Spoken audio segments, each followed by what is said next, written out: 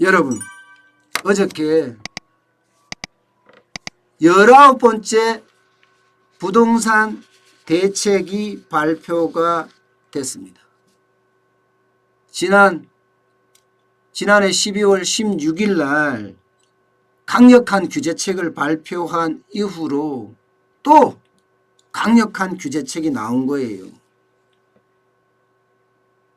12월 16일 날 강력한 규제가 되니까 풍선 효과가 있어서 수용성, 수원, 용인, 성남 이쪽의 집값이 폭등을 한 겁니다. 폭등을.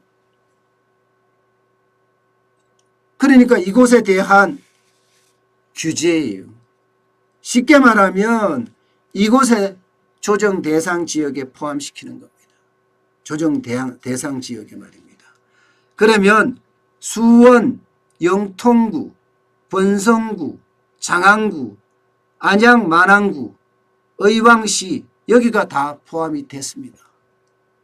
빠진 것도 있죠. 빠진 것도 뭐 수원 팔달구나 광교구나 광교지구요. 그 다음에 용인, 수지, 기흥구 이런 데는 빠졌어요. 또 형평성도 좀 어긋나.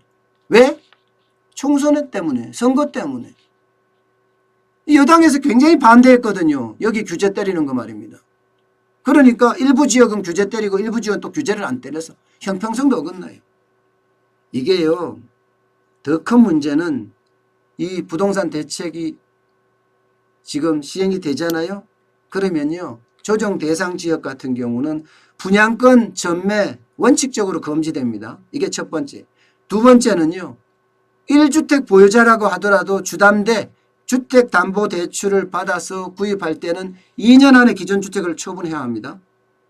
세 번째, 주택담보대출 비율 LTV가 60%였거든요. 비규제지역일 때.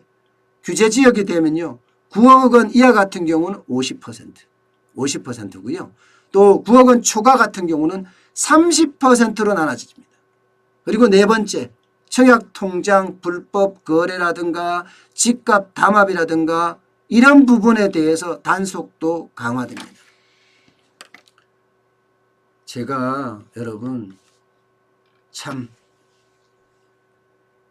부동산에 대해서는 여러 번 말씀을 드렸어요. 다 필요 없다. 가장 중요한 것은 시장의 원리에 맡겨야 된다. 시장은 기본적으로 수요와 공급의 원리로 작동을 한다. 여기에 두더지 잡기식으로 계속 규제만 때린다? 그러면요. 부동산은 더 왜곡이 일어난다는 얘기예요. 아무리 초강력 규제를 틀어막아 봐요. 시중에 자금이 2천조 가까이 있어요. 유동자금이 2천조 가까이. 이 자금들이 투자할 데가 없는데 어디로 가겠어요? 자꾸 부동산으로 몰려가는 겁니다. 그러니까 수용성, 특히 수원의 영통건선지구 같은 경우는요. 지난 12월 16일 이후 그때 강력한 부동산 규제 대책이 있었죠. 그때 7.8%였습니다. 7.8%, 그때보다 7.8% 올랐어요. 아니 7 내지 8% 올랐습니다. 평균 다른 지역도 2% 올랐어요. 그러니까 두더지 잡기로 망치로 때리듯이 계속 규제죠. 이거 규제 안 됩니다. 이제. 부동산 정책 제가 실패했다고 했잖아요. 이렇게 가서는 절대 안 됩니다. 절대. 가장 중요한 것은요. 여러분 수요가 있는 것에 공급이 이루어져야 합니다. 그게 가장 중요한 정책이에요. 제가 아마 이 방송으로 수백 번 말씀을 드렸을 거예요.